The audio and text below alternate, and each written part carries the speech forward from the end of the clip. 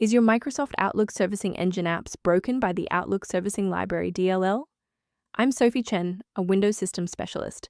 Let's walk through the automated process to fix your installation. Don't let Outlook Servicing Library slow you down.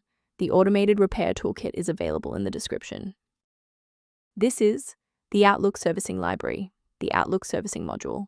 It manages the unmanaged orchestration of patches, version verification, and repair routines specific to Microsoft Outlook, essential for maintaining the integrity of the Outlook binary set.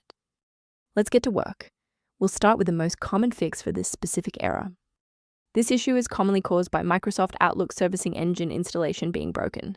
Reinstall the latest version of Microsoft Outlook Servicing Engine from the official website to replace Outlook Servicing Library, DLL, and related files. If the application still won't initialize, we need to shift our focus to how the Windows loader is interacting with the library. A system reboot is a reliable way to clear away zombie processes that might be interfering with Outlook Servicing Library. It's a low-impact step that ensures your operating system is starting with a synchronized environment. Before you restart, please bookmark this video or click the like button so that it's waiting for you in your library for the next step. If you're still seeing the same problem post-restart, let's escalate our troubleshooting to the next tier. Feel free to pause the video if the next steps come at you too fast.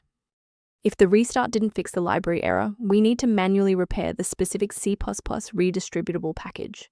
First, go to Control Panel, then select Programs and Features. Second, find every Microsoft Visual C++ redistributable, 2005 through 2022. Third, right-click each and select Change, then select Repair. If that fails, download the latest all-in-one VC++ redistributable package from Microsoft's website. Please note that for DLL files with numbers, the number tells you which version to repair. For example, 120 equals 2013. Before concluding, I want to address a critical security consideration for maintaining your system's integrity. Do not compromise your computer's health by sourcing Outlook Servicing Library DLL from random internet mirrors, which often harbor hidden tracking scripts designed to bypass standard antivirus protocols. To support your system's overall health without the complexity of manual directory management, a maintenance utility is a solid option.